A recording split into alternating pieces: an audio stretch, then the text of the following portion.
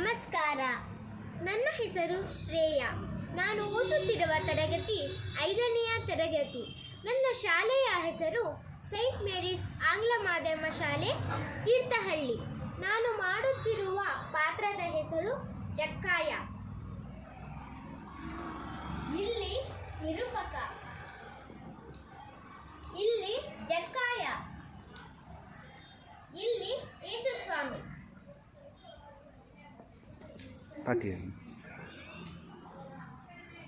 Jericho ಎಂಬ ನಗರದಲ್ಲಿ ಜಕ್ಕಾಯನೆಂಬ ಸುಂಕ ವಸೂಲಿಗಾರನಿದ್ದ.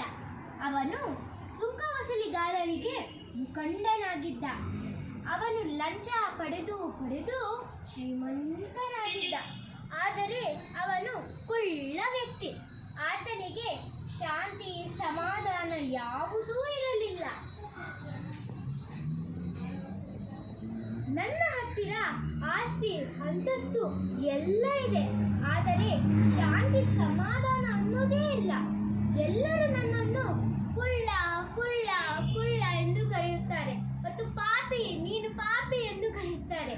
ನನಗೆ ಒಮ್ಮೊಮ್ಮೆ ಸತ್ತೇ ಹೋಗೋಣ ಎನಿಸುತ್ತದೆ. ಜಕ್ಕಾಯ, ನೀನು ಭಯಪಡಬೇಡ. ನಮ್ಮ ಊರಿಗೆ ಯೇಸು ಬಂದಿದ್ದಾರಂತೆ. ಅವರು ಕುರುಡರಿಗೆ ಕಣ್ಣನ್ನು ಕೊಡುತ್ತಾರಂತೆ, ಕುಂಟರಿಗೆ ಕಾಲನ್ನು ಕೊಡುತ್ತಾರಂತೆ. ನಿನಗೂ ಕೂಡ ಶಾಂತಿ ಸಮಾಧಾನ ಕೊಡಬಹುದಲ್ಲವೇ? ಹೌದಾ, ನಮ್ಮ ಊರಿಗೆ ಯೇಸು ಬಂದಿದ್ದಾರಾ? ಹಾಗಾದರೆ ನಾನು ಅವರನ್ನು ನೋಡಬೇಕು. ಅವರು ನನಗೆ ಶಾಂತಿ ಸಮಾಧಾನ ಕೊಡಬಹುದು. ನಾನು ಈಗಲೇ ಹೋಗ್ತೀನಿ.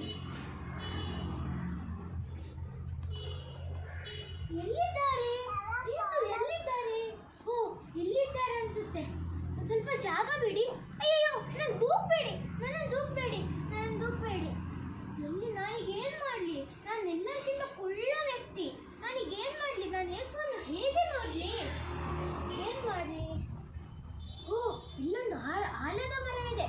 ಅದರ ಮೇಲೆ ಹತ್ತಿ ನಾನು ನೋಡ್ತೀನಿ.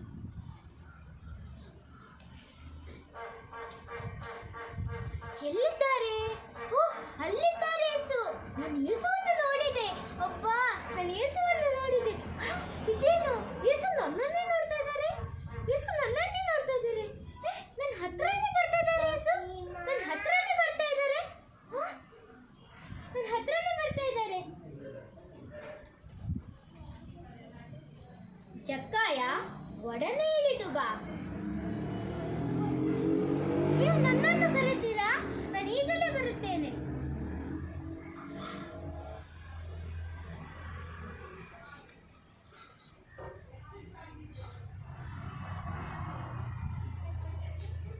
ಜಕ್ಕಾಯ, ನಾನು ಇವತ್ತು ನಿನ್ನ ಮನೆಯಲ್ಲಿ ತಂಗಬೇಕು.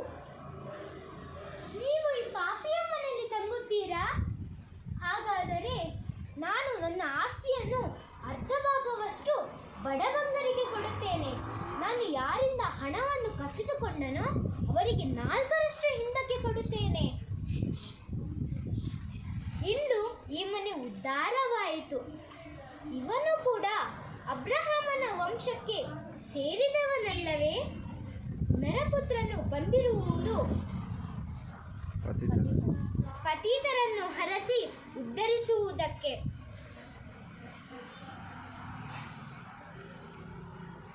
ಹೀಗೆ ಯೇಸು ಧರೆಗೆ ಬಂದದ್ದು ನಮ್ಮಂತಹ ಪಾಪಿ ಮನುಷ್ಯರಿಗಾಗಿ.